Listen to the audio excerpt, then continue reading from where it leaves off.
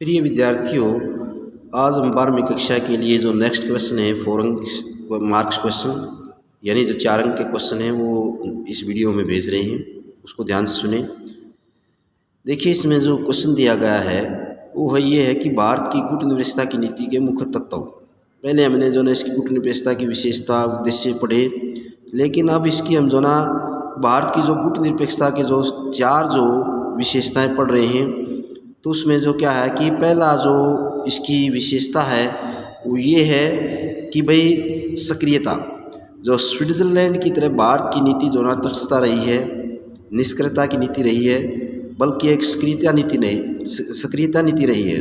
सक्रियता का मतलब स्वतंत्र पूर्ण नीति का निर्माण करना। तो इसलिए भारत ने कूटनिरपेक्षता रहते हुए भी विश्व राजनीति में सक्रिय रूप से भाग लिया है।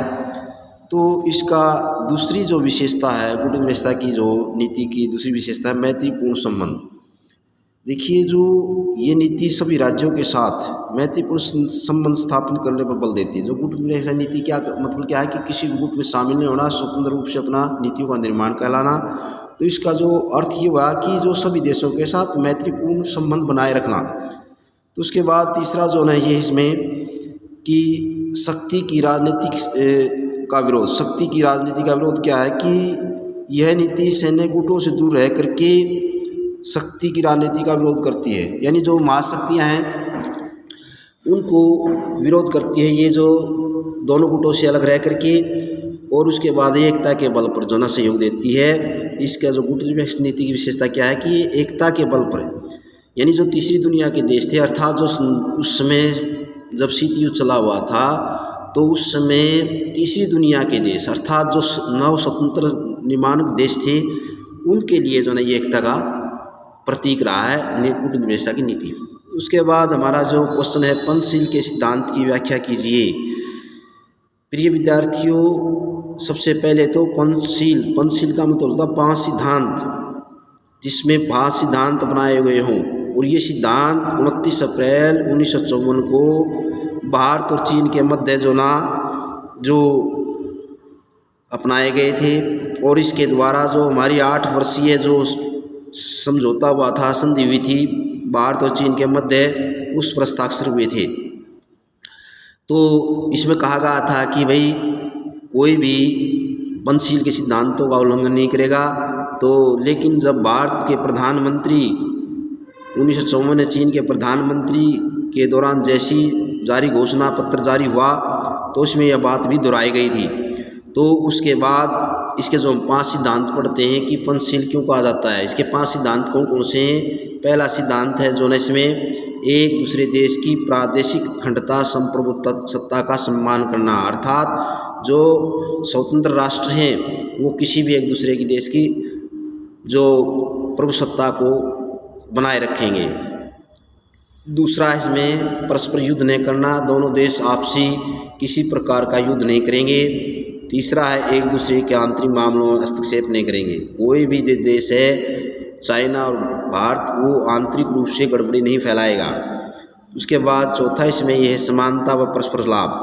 दोनों देश आपस में समानता के भाईचारे की भावना पर विश्वास रखेंगे। और पाँचवा था शांतिपूर्ण सहअस्तित्व। उसके बाद इसमें जो 5वां दिया गया कि शांतिपूर्ण तरीके से दोनों देश आपसी सहयोग की भावना से रहेंगे। तो उसके बाद जो अगला क्वेश्चन है 1962 में भारत और चीन के प्रमुख कारण क्या थे। मैंने पहले बताया था इसके मुख्य रूप से जो ना पहले तो हमारे भारत और चीन के मध्य अच्छे संबंध रहे थे, लेकिन जो इसके तनाव के जो मुख्य कारण हैं उसमें है तिब्बत की समस्या।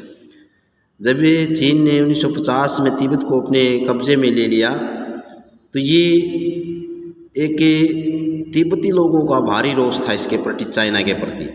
लेकिन भारत ने जो 1958 में जो इससे भारतीय से क्या नाम है इसमें भारत ने चाइना का सहयोग भी दिया था। लेकिन जो सबसे बड़ी जो समस्या हुई क्या हुआ कि जो 1958 में वहाँ पर जो तिब्बत में सशस्त्र विद्रोह हो गया था, और जिसको चाइना की सेना ने ये जो वहाँ की सेना पर बड़े, वहाँ की जो पब्लिक थी, जनता थी, उस पर जो ना बहुत अत्याचार किए।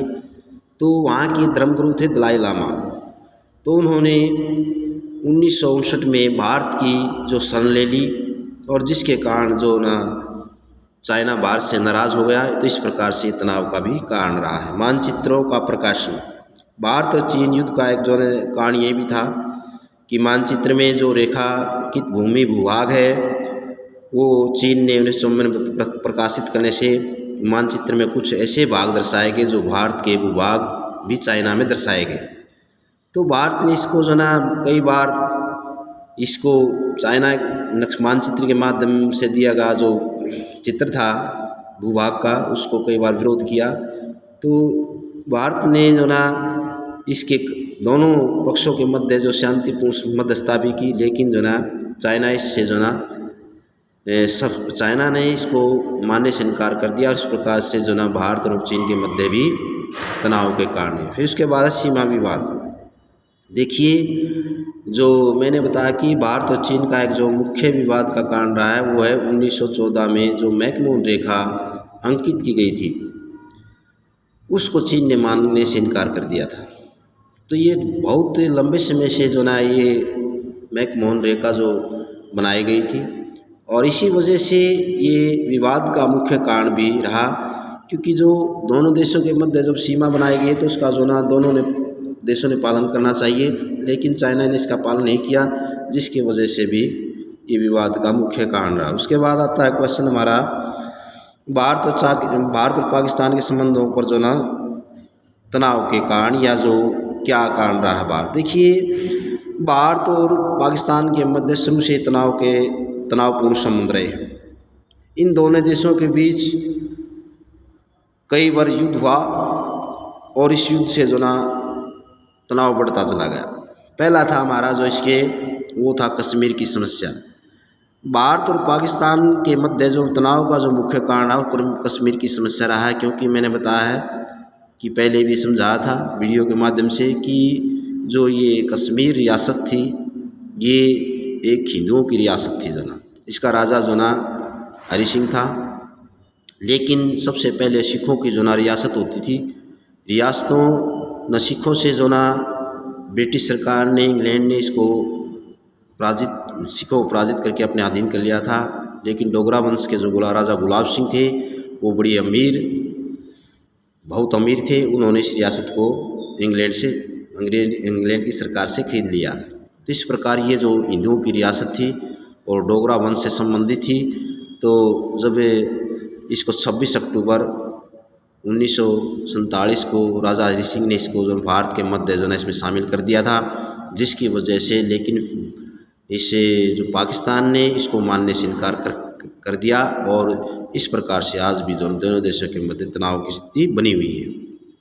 दूसरा है केवल जम्मू कश्मीर ही नहीं बल्कि भारत में जो आतंकवादी गतिविधियों को अंजाम देने वाले जो आतंकवादी संगठन हैं वो पाकिस्तान उनकी सहायता कर रहा है, जिससे जो ना भारत इसके प्रति जो कठोर रूप अपनाया हुआ है।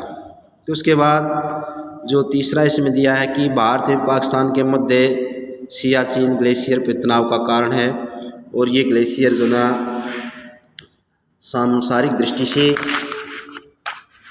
से अपने दोनों देशों के बीच तनाव का कारण बना हुआ है। इस नाते दोनों देशों ने अपने नियंत्रण में लेना चाहते हैं, लेकिन इसमें जो ना ये ग्लेशियर पर दोनों देशों की सेना आमने सामने पर जो ना डटी हुई है। ये भी जो ना एक मुख्य इसका कारण था जो ना। तो उसके बाद हम जो इसका तीसरा जो चौथा कारण है वो है परमाणु शस्त्रों का निर्माण भी दोनों देशों के मध्य तनाव का उत्पन्न के कारण है।